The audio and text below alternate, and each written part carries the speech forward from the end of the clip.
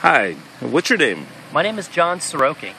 You got a story to tell? Yes, I do. It's about Mixon Fruit Farms. It holds a very special place in my heart, and actually more on the physical sense. 2009's health fair that they have here annually now. My wife had the day off from work, and she said, why don't we go to Mixon's and go have a sandwich and go see what's happening there today.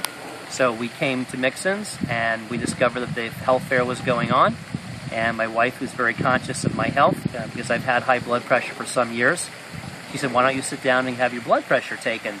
So I sat at the health fair table, and a lady discovered that my blood pressure that day was running about 204 over about 102, which, as you know, is extremely, extremely high. She thought her cuff was broken. So she moved me down to the next lady and on the other side of the table, and she took it and discovered pretty much the same results. And I found out that my blood pressure was off the scale.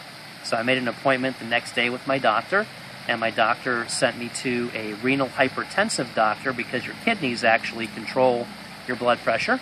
And he spent about 6 to 8 months of that year giving me CAT scans and taking blood tests over and over and over, and finally found out that I have a condition called aldosterosis, which is a super active adrenal gland.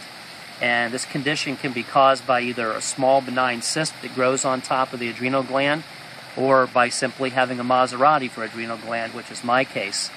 The doctor took about the next 6 months experimenting with medications and getting my blood pressure down to an acceptable 140 over the high 70s, which is fantastic for me. It's not perfect yet, we're still working on it, but that took all of 2010 to get me to where I'm now in much better health and hopefully stay that way. So Mixon Fruit Farms holds a very special place in my heart due to their medical fair. They probably saved my life. It's a wonderful thing. So as always, thank you, Mixon's Fruit Farm. Thank you, John. Thank you, sir.